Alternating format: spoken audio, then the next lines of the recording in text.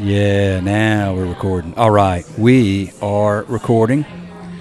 Bucket list item for me today, because I am at TacoLu in Jacksonville, Florida, with Don Nicol, the Godfather, as I've been told, the Godfather. That's what I was told. No way. Everybody that's going to start a concept like this, like anywhere, at least in the Southeast, they all come to TacoLu. And so Don's been on the podcast before, but I told him before, this is on my bucket list, so I made it. I'm here. We're hanging out. We're drinking beer, and we're going to talk. It's so nice to see you face to face. So, okay, here's the deal.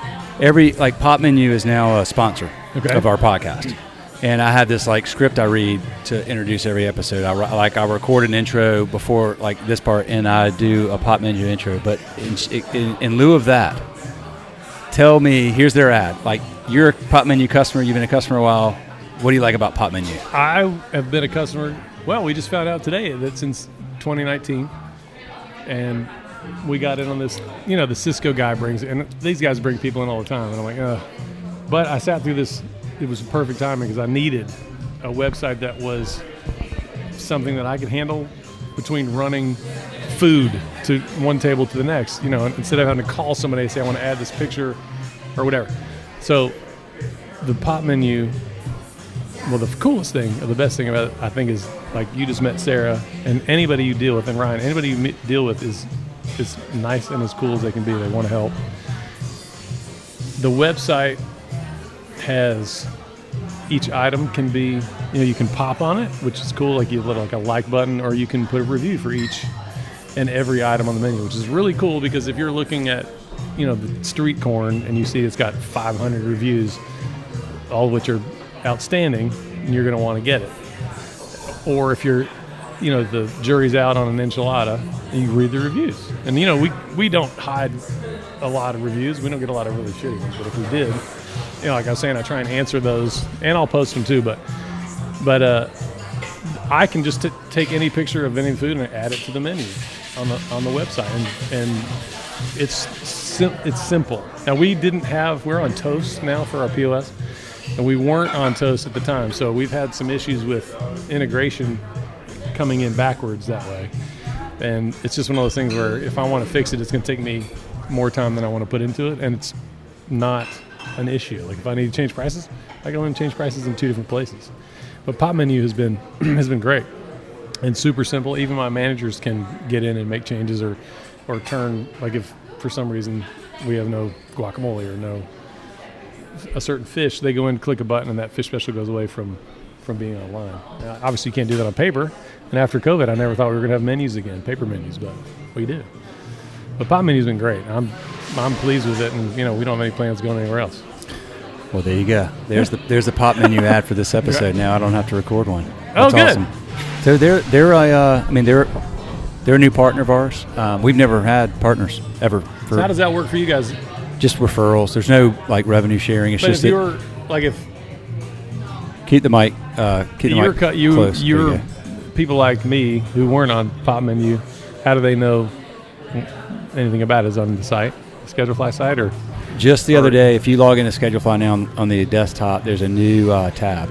First tab we've added in forever, and it's called S-Fly Partners, and it has Pop Menu. You click it, and it's got them, and it has a company it's actually called Must Have Menus, which is why I asked you where you get your menus. So Must Have Menus is a school business out of they're in Bend, Oregon. They got 12 people. They're kind of like us. They're small. Been doing it about a dozen years, but they have all these templates. So if you're how do I simply change my paper menu or design a paper menu or whatever, they're just freaking great people. So those are the two that we rolled out with, and then we have a couple other companies that we're talking to, including, this is kind of cool. You got any people in your kitchen that wear Crocs? No, you don't. Crocs has a Crocs at work, a hospitality shoe that they a little heavier duty than. Yeah, it doesn't have the holes and the gibbets and all that stuff. Yep. But so, long story short, they're out in Boulder, and we have a lot of customers out there. Crocs is in Boulder? Yeah, they're in Boulder, and so they're actually going to. We're talking to them too about starting out with just a discount offer to all of our customers, but then having basically a partnership with them where our customers can go buy Crocs and at some good price and all this kind of stuff. The reason you don't want people wearing it in your kitchen is because the holes burning yourself and dropping a knife that'll go right through it. Yeah, they've got those ones they're designed for kitchen people now. So cool. they're No, thick, I didn't know that. no holes. They're thick. They've got the non-slip soles. Yeah. And I was like, hey man, we got 250,000 people that work in restaurants. You want to have a way to market to them? And they're like, yeah. And really for us, we don't have uniforms. I mean, nobody's wearing a chef's coat back there, but to tell somebody to go buy a $150 pair of kitchen clogs or whatever it's not going to work. So if there's a cheaper version of a non-skid sort of safer shoe, that's definitely something that everybody's. You can wear Vans all day long, but you're still going to burn your feet and drop a knife on it. But I'd like for them to all have a little better footwear back there, but it has to be the right price. You can't just mandate a $100 pair of shoes to these kids. It's actually it brings me to a good question. But before, I don't want to forget this. When are you going out to Red Rocks? I think it's the end of July. Okay. Do you already have a place to stay? Nope. You know people? Oh, dude. I don't have flights yet. I'm pretty sure I'm going. Okay. Tickets. Okay. I'm going to hook you up with some freaking awesome people out there. There are so many amazing restaurant people that we are super fortunate to serve at Schedule Fly that live out there. And like Dave Query, he owns Big Red F restaurants. They probably got 15. Big Red F. It's freaking awesome. Dude, I'm like, he's become a good friend. I'm going out there. Was it week after next? Yeah. I'm staying in his home. He's not going to be there. With your skis? He's not going to be there. Oh, like cool. He just lets me stay in his. I'm telling you, like the people out there are. I wasn't going to let you in here without me being here this time. We gotta follow up on that, and I want you to. There's some great people that you'll love out there. Probably a lot of them are going to that show too. I'll probably be there a couple nights, but I'm going to drive up to Casper and spend a couple. Like my brother's got a restaurant in Casper that's 45 seats, but it's a little barbecue place like Sticky Fingers used to be. And I've been once, but it was a long time ago. And Debbie's never been, so it's a long way to go to get to Casper. It's a long way to go, and you can't go in the winter. Does he need some help with scheduling his staff? I hope he doesn't hear this. He needs a lot of help with everything, but I don't think he's smart enough to sign somebody up like you. So you talked about like the staff and like you can't really have them make them buy these expensive shoes. What do you do? Like, have you changed what you do, or are you continuing to change what you do to try to like find creative ways to reward people or to keep people like employee benefit, whatever you want to call it? Like, I hear like more and more people talking about all these like different things they're doing because it's just so hard to keep really good people now. It has become the number one thing for us and for a lot of people here. Ben Groeschel, who's a customer of y'all's from Market 32 and all the fish camps, and I had a conversation a long time ago about, because years ago they talked about the minimum wage going to $15 in Florida, which we've had a higher minimum wage in Florida than nationally forever. And like in reports at Sticky Fingers, I'd have an asterisk by my numbers because we were at 50% more per hour for 80% of your staff, the servers, than all the other restaurants. So if my labor looked high, they were kind to put an asterisk on there and go, well, he's paying, instead of whatever it was, $3.15 an hour, we're paying $4.25. So Florida was always, I didn't realize that. It's been. Because you don't have any state income tax. Maybe. I guess that's what. Maybe, yeah. And so they're talking about it going to $15 an hour and years ago. Now it already got signed and passed, and we're at 11 for minimum wage. But the biggest thing that we need to do here, we're not great at it, is to retain people. And hiring is one thing. If you get somebody in the door, I see an application with great handwriting on it, I'm excited. Dude, right? You told your manager you saw look at what was that an application? Yeah, it's an application, but nobody writes like that. So really good handwriting is a good. God, that's amazing. Well, I mean, that's just me being silly to Lauren, but the application was great. I mean, she's worked at a place for 5 years and whatever, and she wants to work here. But I'm like, man, look at the handwriting of this kid. You don't get that all the time. And the biggest thing, we had a manager meeting this morning. We have one every Thursday morning, and it's like our new number one job is trying to keep these people. And if it's, incentives from the bar people or whatever, there's no really written down way to do it. You got to be a place that people want to work. The money's here because we're busy, so that helps. And I think a lot of people will stay at a place and work for some schmuck for a long time if there's money, but you still really even can't do that. You can walk out this door right now any one of these kids who work in the kitchen or the bar could walk out and go, they wouldn't have to knock on 2 doors before they'd get another job somewhere for the same or more money. You know what I mean? It's like this market has become so competitive basically since COVID. And people, used to be your highest paid guys in the kitchen. Now nobody even starts for that anymore. I mean, we're paying, nobody wants to walk in the door for less than $20 an hour. Like, look, we're just making $3 tacos. I mean, there's not, there's not a huge, it's skill and all that, but it's getting to the point where that is our biggest, because when you lose 2 people in a row or 2 people within a short amount of time, then you're in deep. So it is a big focus for us as managers to retain people and keep them. And so the money is always something that we're reviewing. And we have a 401k package. We had a simple IRA for a long time before we realized that we had too many people to have a simple. It's like 100. It's 100, and we were over 100 people for about 3 years when we realized it. But I didn't get in trouble. Knock on wood. IRS was actually kind of nice about it. And but only that's a stretch for a lot of people in this industry. And if we have 120 people that work here, 25 of them qualify for health insurance, the ACA, and they're full-time. And so any manager or full-time employee has a shot at insurance and the 401k, which I love to do it. I mean, it's free money, but you don't want to do it if you know you're going to be here for a year or 2. It's got to be a career sort of choice.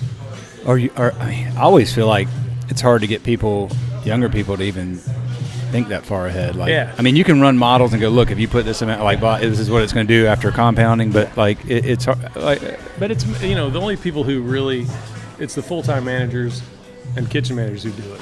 There are very few people who are servers or who would even qualify for the 401k. What is who do you do your 401k through? John Hancock is who manages it, but Raymond James is who we started all that stuff with. Okay. I'm not really sure how. And do you match up to it? I match. If you deduct 3%, I match 3. If you go to 5%, I go to 4. And I think if you go to 6%, I go to 5. And you so Raymond James? Raymond James is You like him? I love him, and I've had him for a long time. But I think when we switched to the 401k from the simple, we had to switch to John Hancock. Now Raymond James is still involved, but John Hancock,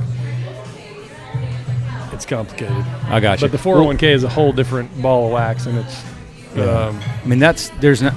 Simple's good for a lot of restaurants because it's that 100. Like most people don't know what a simple IRA is, by the way, but it's like a super easy thing to do if you've got under 100 staff or whatever. It's limitations are different from a 401k, which is, the guy's like, look, a 401k is going to blow your mind when it comes to the admin costs and the blah blah blah. And I'm like, well, if we don't do that, we can't do anything else. And getting anybody to save money is next to impossible, especially at this age group that we're in. It's super hard. But we've got, I don't know how many actually are in it, because some people have left. Some kids who were here for years have moved on, and all they do is either keep it there or they have to roll it over. They roll over IRA. You can't, you can't just put money into a 401k. It's got to come out of your.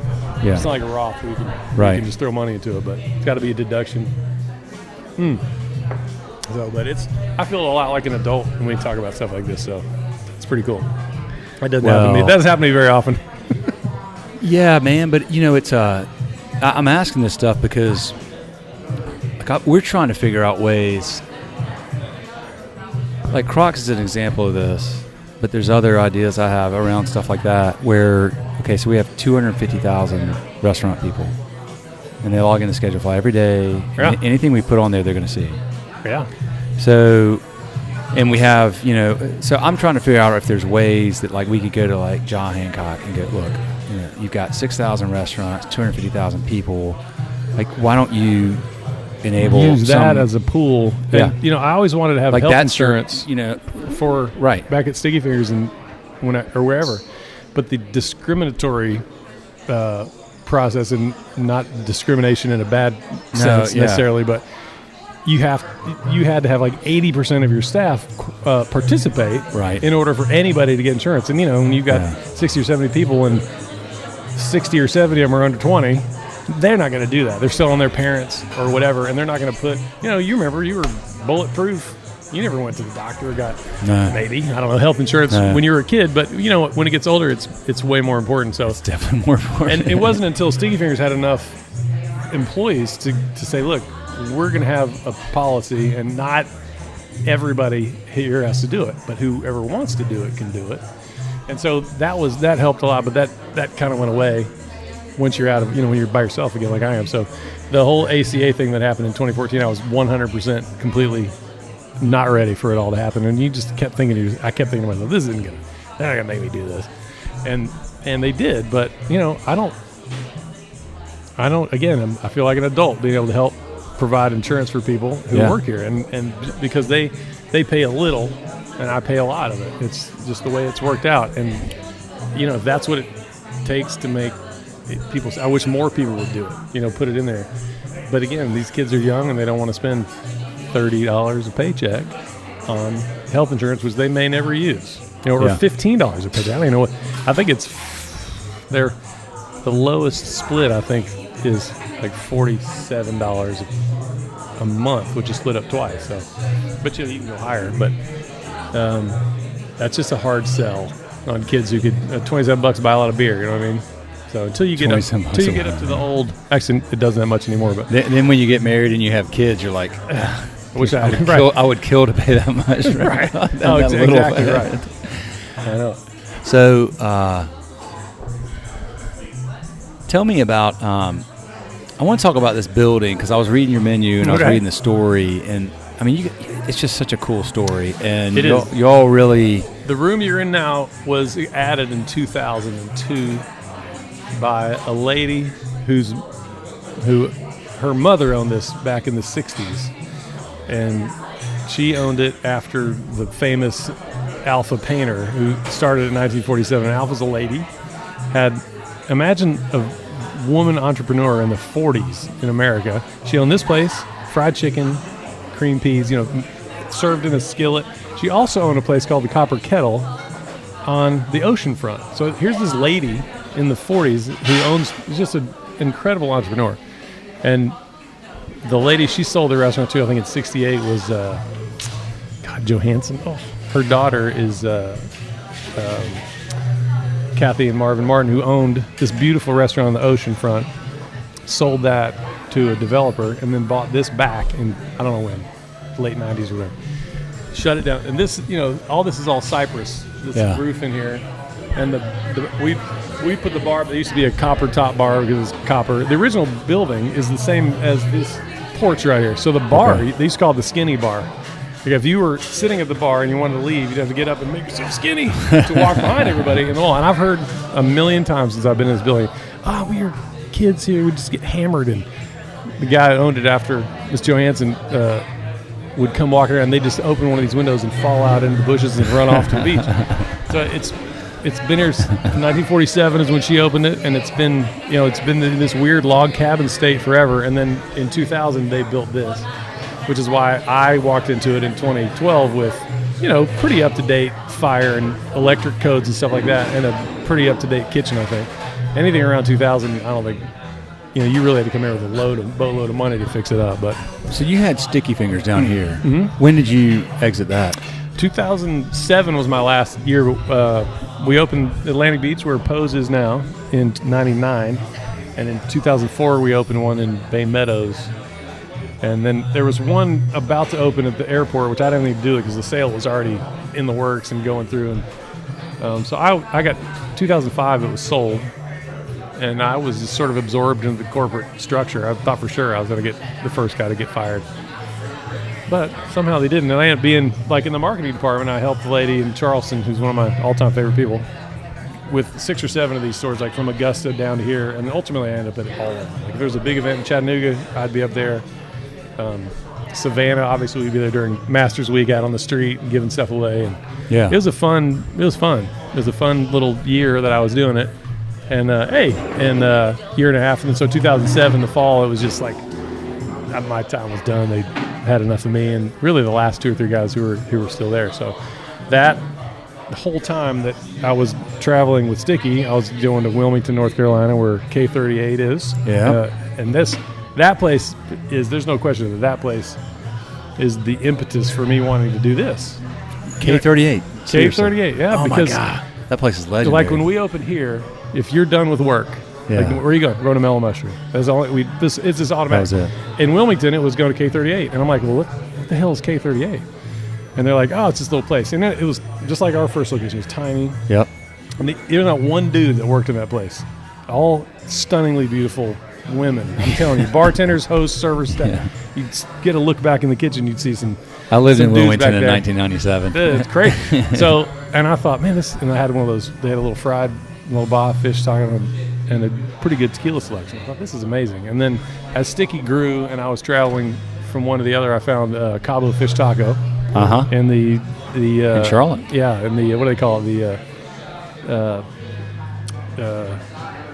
The old Well, it's over in Noda. Noda, yeah, right. Yeah. North Davidson, right? Yeah, but that North was the Davidson. old textile mill area, right? Wasn't that all textile stuff? Yeah, I mean they were the first thing over there, if I remember correctly. Like, Tiny little place, no liquor license. I had a grilled mahi taco with grilled pineapple on it, and I thought I'd died and gone to heaven. Like every place here in town has a fish taco. Sliders had a fish taco. Campeche Bay had a fish taco. And I thought, man, we should have a place with a lot of fish tacos and a lot of tequila. And between K38 and Cabo Fish Taco, this whole plan sort of came. And so then it became my plan or job to hit every taco place I could find, from Ballantyne to Concord to Augusta to Wilmington and everywhere. Just, and obviously this menu is far more complicated than the one 15 years ago because we had 6 tacos on it and a couple other things, but just sort of evolved from there. God, I haven't been to K38 in a long time. Cabo Fish Taco brings up something that I want to ask you about, which is growth, because they're in this like artsy, sort of. I mean that area definitely went through some gentrification because I don't think anything. I think it's surrounded by art galleries. When I was there. That's all it was, and that was Cabo Fish. But it's like there's a lot of character, right? Your building, tons of character. The whole story on your thing is all about, it's an amazing character in this. Well, so Cabo Fish Taco, and I don't know them. I don't know anything. It may be doing really well and being wildly successful, but they opened in Ballantyne like a few years ago. Oh, did they? Yeah, but it's like Ballantyne. Everything there is brand new. Right. Like there's no character. I mean, they're actually underneath a parking. Like there's like a parking deck. Yeah. And on the ground floor, facing the road, they put 2 restaurants in there, Cabo and a Potbelly sandwich place. They're in Blacksburg, Virginia. Too, Blacksburg's probably maybe they've got character I think there. that was first. Like, I feel like I'm always curious about like when you have a restaurant and you're in a place that's got like tons of character and it's like authentic and genuine, and then you're like you take that and you put that in this sterile thing. Like I don't see how that, because part of this. Yeah. Like if you said like let's go blow up taco, like it'd be hard to replicate the authenticity of what you're doing here. That old building we were in, which had been probably 10 restaurants in 4 or 5 restaurants in as many years, it was the Grapevine forever, a little piano bar, and then it was a bunch of different things. And you move in and people are like, I don't see how long this is gonna last. It had character. It's in a little champ, this little shitty building. You see on the back where the wall is cut out for the coolers and all that, which is now a kitchen. But you can imagine, I get, plans and every day on, hey, we're opening the space in a certain part of town, and it is the same thing. It's it's next to a new Walmart. It's next to Target. I'm like, and that just doesn't seem like it's going to fit. There's a couple places in town that I would love to be in. We're this close to doing a second location. It would have been character for days. Same old building kind of thing. I don't have any interest in. Well, really, I don't have interest in expanding, I don't think. I just feel like this is plenty. Some people may mistake me for being lazy, or I don't think so, though. I mean, I think if I open another restaurant, you don't play golf or see a surfboard of your kids for 2 years. And we've got 130 employees in the summer, and it's a lot. And I couldn't imagine having 2 locations, much less 10 or 100 during COVID. Like, I would have torn my hair out and do you know the story of the MBA and the fisherman? Have you ever heard that parable? No. MBA? Yeah, the MBA, like Masters in Business Administration. So I love it. Every time I always remind myself of this story. Okay, so there's this dude that's he's a business executive, and he's down in Mexico, and he's on vacation. And he sees this fisherman down on the shore, and he brings his boat in, and he's like bringing in all these fish. And the guy goes down, and he's talking to the fisherman. He's like, "Hey man, like, so you're a fisherman?" Yeah. And he goes like, "So you he starts asking about his, like, how often do you fish?" He's like, "I go out early in the morning, I fish for a few hours, I come in, I sell my fish in the market, and then I spend, the rest of my day with my family, and we have siesta, and I spend time with my wife and kids, and we have a happy life, and and then I get up the next morning and I do it again." And the guy's like, "Yeah, man, but just think. If so you're only fishing for 6 hours a day. If you went to 8, then you could take the extra profits. You could buy a second boat. And when you buy the second boat, then and he walks him through how he could turn into this, build this fishing empire. And then he's like, the guy's like, "Yeah, but then what I would do?" He's like, "And then you'll make all this money." He's like, well, then what would I do then? And the MBA is like, "Well, you get up in the morning and just do your own thing, whatever you want, maybe fish some, hang out with your family, go to siesta, have a good life." And the guy's like, "Yeah, that's what I do every day, dude." Like, right. Like it's this, Exactly. it's the idea that like there's that, like if you can find, like I guess it's always that question, like what is enough? Yeah. Like, like if you can find that balance between like, hey man, like I put my ass into my business and my business does well, but I don't want to spend 80 hours a week for 10 years while my kids are growing, right. and then like they're gone. It's like, for what? And then versus like the Anderson playbooks, like, okay, you got blah blah blah blah blah, and then you scale it up, and and then like you exit. I think and probably maybe I know my limitations more than people give me credit for. That's a good thing, man. Like my buddy Mike Monin, another Sticky Fingers guy, whom we all looked up to at Sticky Fingers, and I mean, with the exception of Jeff, Chad, and Todd, there's probably not another guy in the organization who did more for, propagating the brand and the food quality than Monin did. He's just he's a ball breaker, hard worker, and he's smart as shit. And he's got, I don't know, but I say 6 or 7 concepts now in Chattanooga and Nashville and some other places. And those guys just are really good at finding people to run places for them. Yeah. I mean, I would work for the guy any day of the week. I just feel like for me, that's the hardest part is I can't be at 2 places at once. And, am I here all the time? No. But am I here every day? Sure. I just feel like I don't know, maybe it is lazy, but I just feel like if I'm going to open one place doesn't make any sense, you need 6 or 8 or 10 and sell it, right? But I think I'm probably better at just being here every day and being with my managers and my staff and these customers than I would be if I could only be here 1 day a week and at 5 other places. You know what I mean? The rest of the week. I mean, you've built a freaking institution. Like you built something crazy. That people come from all over to go. I mean, dude, you've been on my. I mean, like we came down here a day early because I've always wanted to come to TacoLu. Literally. So you build an institution. You build something that's.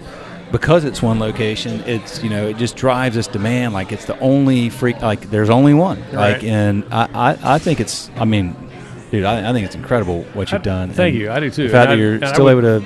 If we did another one, it wouldn't be anywhere near here. I mean, St. Augustine maybe, Gainesville maybe, but I tell you the downside of all that is that I've got 2 or 3 people here who, I'm not going to keep them forever. They're going to want to go and do their own thing, and opening a TacoLu would probably be the best thing ever. And that would be the only time that I would expand. Because you've got great people. They have a ceiling on. Like 2. Well, it used to be 2. A couple of these kids who are 2 managers here used to work at Sticky Fingers, and we've been here since forever. And the others have been here. Cash has been here almost 13 years, and Eric's been here since day one. He was working somewhere else. I met his mother. Who's been here for 13 years? And my GM, Eric Douglas. He's been here. He was the second guy I hired. What'd you call him at first? Eric Douglas. I thought you said Cash. Cash is the tall, blonde girl who works here. Oh, yeah. She's been here Cash. about almost. Her name is Cash? Well, Caitlin Ash. Oh, you call her Cash? Caitlin Ash. Okay. Cash. That's just short. I think at the time we had about 5 Caitlin, so we had a Caitlin Ash and a Caitlin. So you got Cash and Ginger. And well, you caught my attention. I'm a Johnny Cash fan, so I was like, no, not that Cash. That would be cool, though. That would be cool. And this kid here grew up with my son as a little guy. It's weird. Being open for 15 years is weird, and to even hear myself say that is weird. And Sticky Fingers was, 1999. There's so many kids. I don't know if you saw during, and cannot take credit for this, but I love it. From February 1 to February 14, we do the Lou Love Stories, and this woman who does so much stuff for our social media has thought of it because so many of these kids that like Cash and Chris, my kitchen manager, are married. They met here, and so that's sort of is what the Lou Love Story is. People who worked here and either got married or had kids. Yeah, that's awesome. And they don't have to still work here, which is cool because now we're calling people and going, hey, you worked here and you met so-and-so or whatever. And so, and there's a lot. And we kind of expanded in the last year to people who had their first dates here or blind dates here or whatever. And then they went on to get married. So it's kind of cool between February 1 and 14. And then for some reason, she always wants to end it with me and Debbie. And, that's got to get old after a few years. But now we got people going, I met, they're like, well, we had our first day. Well, all right, next year we'll put you on the list. I was talking to David on the way down here. I feel like social media is an interesting thing for restaurants because for a while it was like post pictures of your food and like that. That it's everybody does that, right? Like now, I mean, you can put like y'all can put your food right there on your site with pop menus. Right, so right. That's cool. And you've got all these tools that like do that. But I feel like restaurants are just starting to get to where I think this can and should go, which is, and I'm not even a social media guy. I mean, I freaking carry a flip phone around. Let's don't talk about your phone, but I do have kids, right? And they're all on it, and I look at what they do. So they're on it constantly. But here's the thing. I'm convinced that, like, social media, when used wisely, can be this incredibly powerful tool. And I think restaurants, y'all have, of any type of business, you have the ability to maximize social media like nobody else can because you have, first of all, I mean, you have every day, like you have stuff happening that's interesting every freaking day. Yeah. Not like, first you got the whole story of your building and all that's going on here, but you got like all these interesting people that are working here. Yeah. They have interesting lives outside of work. They're hustling. They're serving the public. Whether they're cooking in the back or they're up here, you've got like this constant story you can tell. Right. Like, and there's no end. It never stops, and it's interesting media, right? stuff. Like you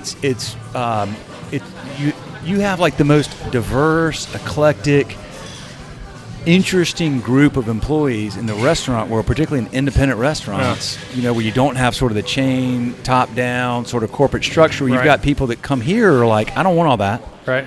And they're probably fascinating and interesting outside of work, and they bust their asses, and like it's cool people. So it's like if you can start to share those stories and like what's going on here and who they are and what they do and what, then all of a sudden people start getting attached to not just your restaurant but the people there. And I just feel like that's where social media can go. I think it's a fascinating thing that Lindsay Nolan did, who is, I got to tell you a funny story about my. Can I get another beer? Sure. My shitty experience with social media was, you can see there's just a strip of grass that goes along the street out there. Well, somebody kept putting in those like real estate looking signs, and it'd be a coin show one day, or it'd be a who knows what, car show or whatever. Well, one day it was this perfectly gorgeous day, and I go out in the front, and I take a picture from the street to the front of the building, and it's blue sky, the building's great. And the sign was this stupid sign from some guy, Dr. Green, who's like this medical marijuana guy or whatever. And the picture was gorgeous, the sky was perfect, whatever, and I just said, man, I wish people would stop putting stuff in my yard. This is not, it's not public property. You can't just stick whatever you want, whatever. And like 2 days later, somebody goes, man, you're getting your ass handed to you online. I go, what for? For the post. And I go, what the hell is it? I pull it up, the first thing I see is, oh, you probably don't support a woman's right to choose. And I'm like, so I start scrolling back. Like, what the hell's going on? Like, did I get hacked? Because I'm thinking, right. And it just turns out it was this Dr. Green, and so now everybody thinks I'm like anti-marijuana or whatever. And I'm like, and at the time, 4 or 5 years ago, I had a 16-year-old and a 14-year-old, and I voted for legalization. John Morgan from Morgan & Morgan was a big supporter on the radio and all that, and I voted for it. But I got kids. I'm not going to sit here and be pro. The last thing you want is for your kid to be a pothead. Yeah. Even though I do believe in the plant or whatever. Not a big marijuana user myself, but So I mean, I got bullied, and I mean bullied. I was like Maverick. I couldn't post another post. I'm like, I can't get back in the cockpit and put a. So this girl calls me, Lindsay, and she says, I can keep that from happening to you. I'm like, come on, and I've always thought of myself as a really good. I was putting out a lot of good stuff. Yeah. And it's my voice and it's me. Everybody knows it's me. Yeah. And so, and she knows this because she's smart and she's great at this. So she's been with me for doing this for a couple years now. I mean, and she's awesome. Lou, love stories is her thing. The other thing, which you were just talking about, is we get everything says who is Lou. Yeah. Well, Lucy's my daughter and she's Lou, and she was 3 when we opened this place. So who is Lou? Well, last year right after COVID we started doing this thing called I Am Lou, and it would say who is Lou, and it would be a like a profile of an employee. And we started with all the kitchen people and everybody been here for a long time. And we knocked out, I don't know, 10 or 15 or 20 people. And then I got busy and forgot about it. But I'm bringing it back because I think I remember it. And it's awesome. A cool, I think you guys are really, really good at that. That was fun. And it was that time when all this stuff was happening. And, we want people to know that there's people in the kitchen that nobody knows about. And nobody sees the kitchen guys or girls back there. But bartenders, everybody does, and the hosts and the servers. So we started with those guys. And because the truth is, they're the ones pumping out all this food for 12 hours a day. Yeah. And the bartenders are, bartenders. Yeah. They look good. Yeah. And they work hard. That's it. Everybody knows them. They're the big pleasers in there. I think if I were a bartender or a server, I would be, again, I don't You'd work 10 shifts a week. I don't know what make a ton of money and have 3 days off. I don't know what's and be done with it. I'm about to say what I would do with my social media, and I don't have it, but I feel like I would use it. Like I would hope that I would be smart enough to go like, okay, I'm a bartender in this awesome restaurant, and this restaurant has a following, but I want a following. Yeah. Like I want people to follow me, the bartender, because I want to use I've got the inventory. I've got everything I need. Yeah. The restaurant's giving me these tools for success, and I want to hustle, and I want to meet my customers. I want my customers to follow me. I want to tell them what's going on here, and I want I think social media. They don't all do that. They should. Social media can be sure.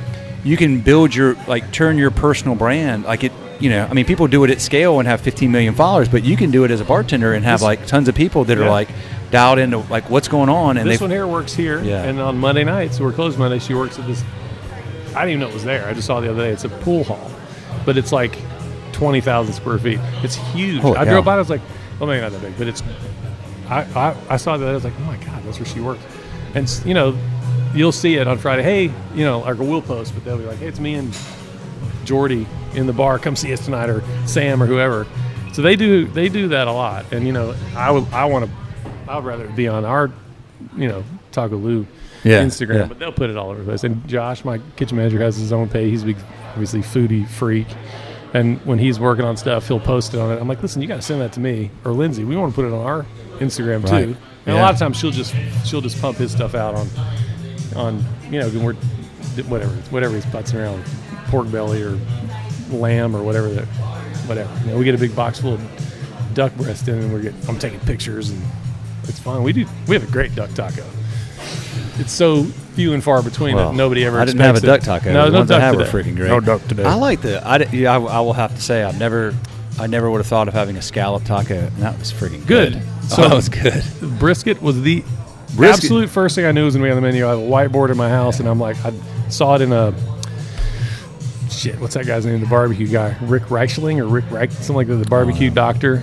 He did this lamb. So many barbecue guys now. He did this lamb thing, and I got it from him. But then I found this brisket. It's braised in beer, and I did that at home, and I knew that was going to be the first thing that we did on the thing. But brisket, and people who are first timers, try the brisket and try the scallop taco. Yeah. Because I think they're great, and yours looked really good when I saw it earlier.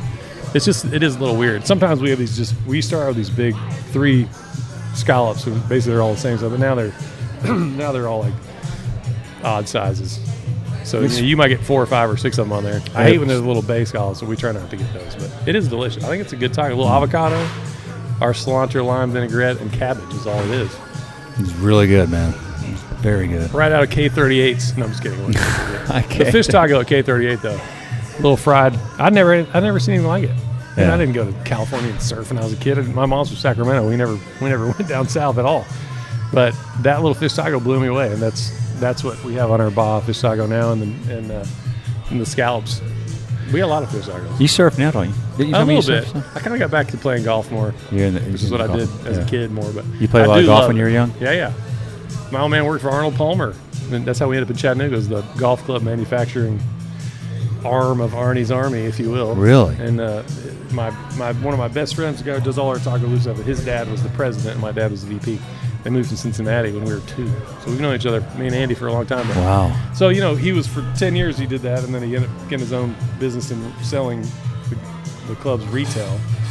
And so, I had a set of clubs this big, and I played high school and college golf. And I took probably 20 years off, for work and kids and all that. And then about 2012 or 13, I started playing in a buddy's member guest here in town. And then somehow I got roped into this trip to Ireland every 2 years, which is maybe 8 of the greatest days of my life for a year.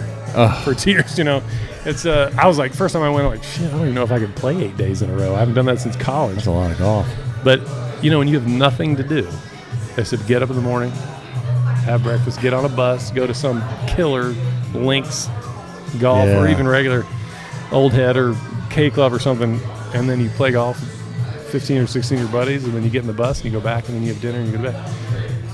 Because the 25 or 30 years prior to that, if I played golf, I'd get my ass there in the morning, and I'd haul ass from and I'd work a shift at night.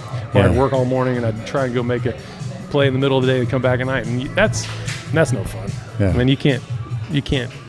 I mean, it's fun if that's all you got. Yeah. And for years, that's all I had. But then, now that like the kids, Henry and Lucy both head faked me, and I thought they were going to play a lot, but they didn't, because Well, that's the thing I always found. Like none of my kids got into golf. Like my boys are just, they're 16 and 13. They're kind of wanting to. I'm like, yeah, I'll go play. Like I didn't want to play when they were young, because if they didn't, it's like it's such a time suck. So it's like if your kids are young and you want to have time with them, and then you're gone for 8 hours or 6 hours on a Sunday, it's like, like I'd rather just. I was only playing events we catered, and I'd take the food and I'd play golf and I'd come home.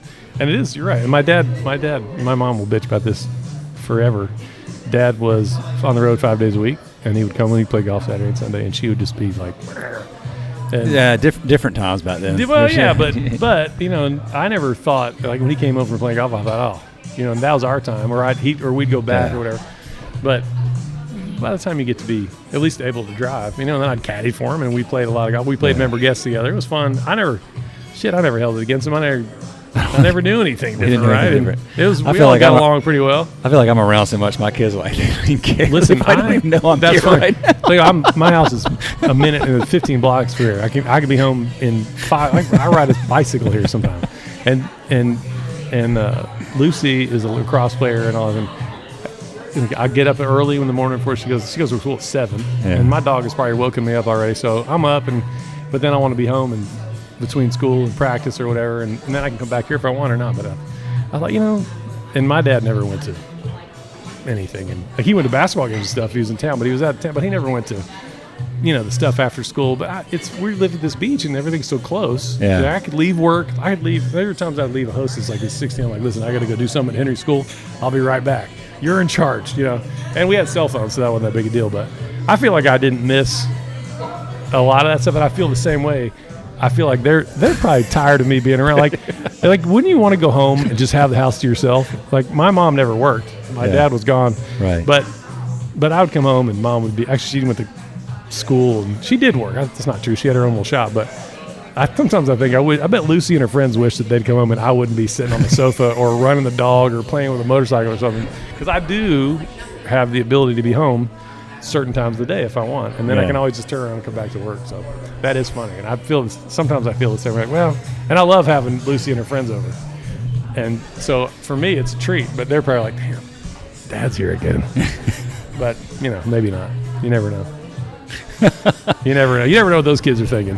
No, they'll look back and be really grateful for it one day for sure. So. But it's definitely it's a different time now. I never held my own. No, I never felt bad about my dad not being able to. He went to all the games and stuff, but he was working. Yeah, that's felt like he was, off gallivanting around, whatever. And it was just the way it was. Yeah, that was fine. Yeah, I think my kids all know I'm gone for a few days. I'm pretty sure they know. Yeah. funny. They'll probably be like, I get home. Where you been? Oh, I went to Ireland for a few days. But I'm back. Ireland for 8 days every That's couple a big years. trip, That's a well. That means you got good people here that you can rely on. Definitely. That's a long way to be. And there was. I was just thinking about this. At one point, my son gave me a birthday card or a Father's Day card or something. He sits in he admires my work ethic. And I thought, man, you don't even know my work ethic. I don't even work anymore compared to what it was when you were hustling. Yeah. Like when we opened the Lou in 2008, he was 6. I was there from open to close for 2 years, and we still, it was just me and Debbie at the time. That's why we closed on Mondays. Yeah. So we'd have Monday off, but Monday's the best day to get anything done. And I'd be there most of the day, but I just, I don't know if he's just bullshitting me because he's a 21-year-old little, or however old he was, probably 15 or 16 at the time. And I'm like, man, I wish this kid had really seen it when I was, because even at Sticky Figures, you get to work at 6, somebody's unloading the pit, and you're just there all day because you had to be. There's a time when I couldn't take a day off. Heather Ann would work open to close on Tuesday. I'd work open to close on Wednesday, so she could have a day off. Do you have your kids worked here? Yeah, they both do. Yeah. Henry did a lot more, but he's got a girlfriend, and the girlfriend is taking over, and they work. He's got to make money. He works here once a week, and he makes a lot of money on that day. Lucy is a host and training server. She just turned 18, but it's lacrosse season, so she's not. Yeah. And I've never known a kid. She's a senior. I've never known a kid to freak out about her grades as much. So work is third place. Yeah, okay. Trying behind grades, lacrosse, and work. But she knows she needs money. Is lacrosse big down here? No. But is she going to play in college? No, she could, but she's worried about her grades. Oh, so she wants to. She got in Florida and UF. I'm excited about that, and she was all but going to FSU, Florida State and UF, but she was all but going to Florida State. But we're going to go visit University of Florida Saturday. The 2 days before TVC, and I got to be gone for a day to take Lucy to, not to take, but to drive around campus. Yeah. She's not. Her friends are all going to FSU, and so that's what she wanted to do. I'm like, that's really not a great reason to pick a college. Florida State's a top 20, whatever, state college, and Florida's top 5. And they're big schools and hard to get into. Golly. She's smart. I don't work. I guess maybe it skips a generation. I'm not sure my mom's that smart. She might be. But she works here and she loves it. And all her friends work here now. And there's never, when those two are here and I get to be here at the same time, it's the greatest night ever. I bet. Just so, because and they probably hate when I go, hey, this is Henry, come here, I want you to meet these people, and everybody, how many people and Lucy gets this is the Lou from the Lou all the time, and the stickers that you got to take the I am Lou who is Lou sticker, she loves that, but she's used to it now. Well, I always feel like my daughter's got a job in a restaurant right now, and I've told my kids, I'm always like, God, you gotta. I want all of you to work in restaurants, and I want you to work in independent restaurants at some point. Because if it's an independent restaurant, you're gonna know, you'll literally know the person who owns the business, and it's like their livelihood, their baby, their passion, their joy, and you'll learn a lot. You'll see how a business works and how people that own businesses and so there's that piece, the independent part, but then just the restaurant part. I always feel like if you can figure out how to manage being in a restaurant on a busy night when you're in the weeds and things are just going freaking crazy, and you can keep your head, keep your customers happy, work well with your teammates, if you can manage through that, there's not many situations that you're going to get into in your professional life down the road if you where you're like, I'm overwhelmed right now, because it's about as overwhelming as it can get, unless you're that in a emergency operating room. You know what I mean? There's not many things where it's holy crap. But if you do find yourself in that position, there's 15 other people around, and the host, and 2 or 3 managers to help get you out of it. And the worst thing you can do is not tell anybody you're in the weeds. But you're right, it is from the social skills.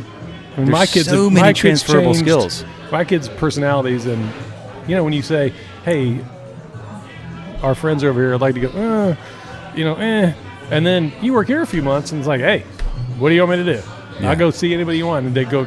They shake their hands. I remember my parents remember, shake his hand, look him in the eye. Yeah. Which, you do. And then later on they go, Mr. and Mrs. So-and-so said, you guys have the nicest manners, and I wish you would Isn't that, be that isn't way. that one of the coolest things you ever hear? It is, and having those two here. But I'm telling you, just a few weeks into this job, and they're like different people, because this is a different. I'm telling you, man. It's such a you're seeing. I'm being a host. And the host stand is I think one of the most difficult positions in the building. You see every face coming and going. They're mad they've been seated. They're mad they've been waiting. They're mad they're hangry. They're hangry. They haven't got their food yet. A lot of people take that out on the host, and so it's hard. And they're all little kids because they can't serve till they're 18. But it really, honestly, did not take too long before I noticed a big change in Henry and in Lucy. Yeah. As far as them being confident enough, I think is a really good way to put it. Confident enough to any adult, any group of people. And now out in the wild, it's the same way. She's not at all shy. It used to be like, oh, nice to meet with her. Now it's like, hey, how you doing? I'm like, man, this job is, you're growing up. So, there's a lot of pitfalls in this business too, but it's, if you keep your wits about you, then it's a great place to be. And you make a lot of money, and you work 4 or 5 hours a day, and very, very transferable skills and almost anything else. I really believe that. I agree. 100%. I really do. Hundo. David's down there reading his book, just staring on. He's trying not to eavesdrop. Let's see if I can get Lizzie's attention. He's See if I get us 2 more beers. Oh yeah, man, absolutely. Here comes Alex. Hold on. Two more lagers for us, please. Thank you. I don't know who's taking care of this section, but he's ignoring us. What's David drinking? He's looking at a cocktail in his hand. He is. Hey, what is that, an old-fashioned? What are you old-fashioned? drinking there, Tanner? David, what are you drinking? What is that, old-fashioned? Yeah. Oh, the Oaxaca, that little mezcal. Oh, mezcal. So that's all mezcal, those last 2 sections of the bar are mezcal, and that's all tequila. I know. Oh, it does? Uh-huh. I got him a bottle of mezcal one time. No way, Soledad. It's good stuff. Yeah, there's I had never had mezcal, and we have a customer who's got a mezcal bar. They have like a smaller place. No, it's up in Raleigh called Centro, but they've got a mezcal bar upstairs. It's just all mezcal. Oh, cool. And I went up there one time a few years ago and sat down with a dude, and we drank mezcal and did a podcast episode. Oh, cool. I probably had too much mezcal, but it was really good. But I didn't know the story. I didn't know how it was made. Like, there was a whole. I mean, it's quite a fascinating process. It is amazing. And tequila, I think they got it all over tequila for so many reasons.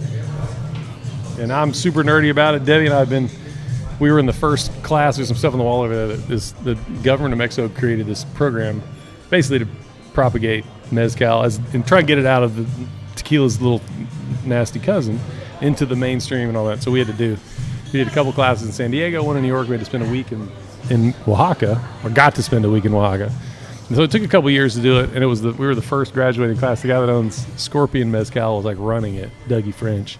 And so we did, you talk about immersive stuff, especially going down there, because down there we had to do agriculture, horticulture stuff, like the nurseries and not necessarily the harvesting it, because you do that almost everywhere you go, but it was really eye-opening, and you really learn a lot about, because most people know tequila is made with one variety, the blue agave, Weber agave, whatever.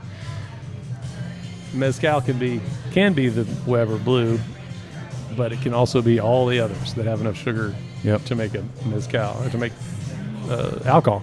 And so once you start digging deep into that, and you like wines, you got red wines all across the table. One's a Pinot Noir, one's a Cabernet Sauvignon. Tobola is different from Tempestate, from Mataquiche, whatever. I can get super nerdy on it, but I'm not going to. But I think that, and for the most part, except for the big tequila mezcal houses, they're all 42, 44, 48, 50% alcohol, which, you're not drinking it for a straw. You're sipping it, or it's in a little thing. I think that, to me, is one of my favorite things to drink is mezcal. And I feel like it's, like drinking a Red Bull instead of, and tequila is obviously different because the sugars, all that, but mezcal is almost, I like will sip it and just feel like, man, let's just get this night going. Whereas a margarita, if I do 2 margaritas, I'm going to go to bed. Right. Yeah, right. You know what I mean? Like, I use, too much sugar and citrus and all that. But do you go to Mexico a lot? I have not since COVID, but we went many times before that. And that week in Oaxaca, we did do training, and we went to some lady who was a chef, and we did tequila, mezcal, and foods, and we did cocktails, and we did the nursery stuff, like the agriculture and stuff. So yeah, I've only been to Oaxaca once, and then we were supposed to go right before COVID to where were we going? We're going to do cenote, like the eastern side, and like near. But you don't do a lot. There's not a lot of tequila production near Yucatan and all that. I mean, there's some big houses over there, but for the most part, it's Jalisco and central and western Mexico. But I had to literally the last minute I had to bail, and I couldn't do it. And then next thing you know, nobody's going anywhere. So yeah, we are. Yeah, I want to take half this crew. I would love to do it, but we can't shut this joint down for a week. And I have to shut it down to do the kitchen floors again, but we won't be able to leave. Yeah. I'd love to take everybody to Mexico for a week, but then we won't be able to. Somebody's got to be here to manage that stuff. So. There's a group up in Asheville. You ever heard of Chai Pani? Chai Pani, they won like the James Beard Outstanding Restaurant in the U.S. last year. Yeah. Chai Pani? Chai Pani. CHAI. I was there Christmas you 21. It's in Asheville. Especially since they won that I guess it was over the summer. I mean, it doesn't matter what day you go, what time of day, there's a line. It's crazy. We were supposed to stay on some mountaintop, and we were leaving Jacksonville. We weren't past the Jacksonville airport, and the people called us and said, hey, we got snow last night and ice. The people in the house now can't get out. Ooh. And they can't get out until further notice. So, ensuing conversations on the way up, one was like, man, this lady was like, she goes, man, you Floridians don't understand ice. And we're like, what do you mean? She goes, this lady's like, what do you mean we can't leave? Come and get us and take us. I forget what it was. Like, nobody's getting up this mountain. It was literally a double track. Yeah. Gravel road up to this steep grade, up to this beautiful little house on top, looking over it. And when we got there, it was still snow everywhere, but it was gone. It was mud. I'm like, man, there's no way you get up and down this thing. And so they had to stay in the house. These people were there, and they're so mad about it. She's like, why don't you come and get us and take us down the mountain? He goes, there's no getting up. It was just funny. And the guy's blaming Florida people. Like, you Florida people don't get it. I'm like, well, we get it. So we ended up going to Asheville for 2 nights in a hotel in Asheville. And I mean, it was tons of people from here. Everybody just sort of who couldn't get to where they wanted to go or whatever.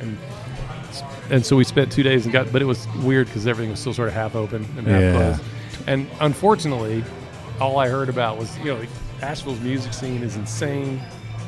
All these years, there's 20 places to see a band every night.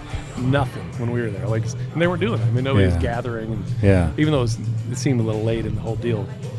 But that's the Florida perspective. Well, don't hate us for that.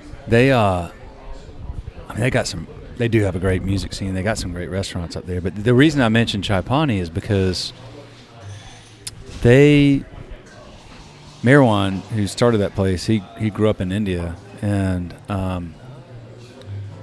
every year now they've got multiple concepts. Like they've got a group with 300 or 400 employees or 500. Is it all Indian, or is that the mezcal bar?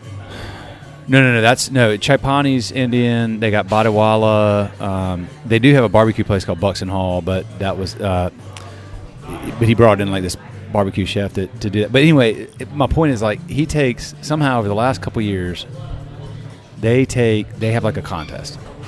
I don't know I don't know any of the. I don't have no idea how they do it, but it's an internal staff contest, and staff. He takes like 10 of their staff members to India once a year. The winners of the contest for 10 days or something like that, and they go back because to connect with like the roots of like their whatever That's they're cool. doing and all that kind of stuff.